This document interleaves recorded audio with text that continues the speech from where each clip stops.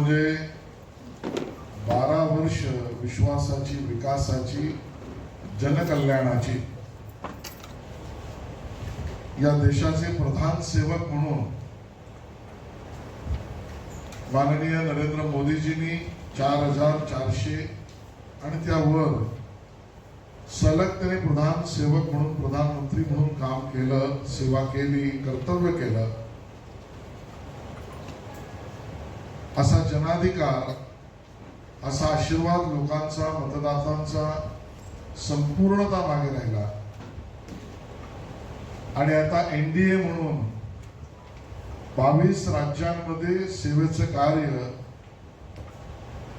हे 22 राज्यांमध्ये माननीय नरेंद्र मोदीजींच्या नेतृत्वात जनतेने दिलेल्या आशीर्वादामुळे चालू आहे. तसं बघितलं तर ही घटना ही आजच्या भारतीय राजकारणातली दुर्मिळ घटना आहे. दुर्मिळपेक्षा मी अशक्यप्रायच म्हणेन. कोणाला कधी शक्य होईल सांगता येणार नाही. आणि आजच्या वैश्विक परिस्थितीमध्ये तर, आणि त्यातही विशेषतः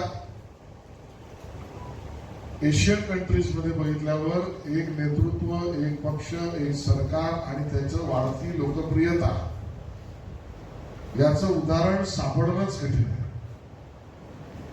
मला अन्य कुठल्या राष्ट्रांची नावं घ्यायची नाही, आपण सगळे सुज्ञ आहात.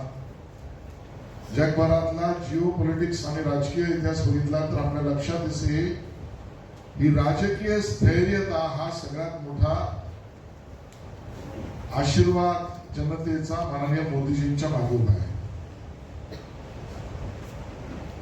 आणि म्हणून केवळ हे आमच्यासाठी सेलिब्रेशन नाहीये. काही ठिकाणी मुद्दामून याचा उल्लेख केला जातो. विरोधकांनी करणं स्वाभाविक आहे, त्यांच्यावर टीका करणार नाही.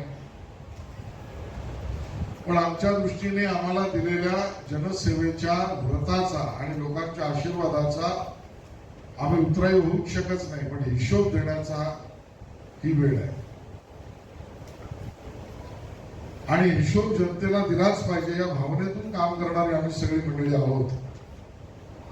म्हणून एक कार्यक्रम पूर्ण सरकारचा, पक्षाचा, एनडीएचा आणि बरोबरीने सर्व जिल्हा शहा सुद्धा आपल्या पत्रकार मित्रांशी आणि जनतेशी संवादाचा आहे.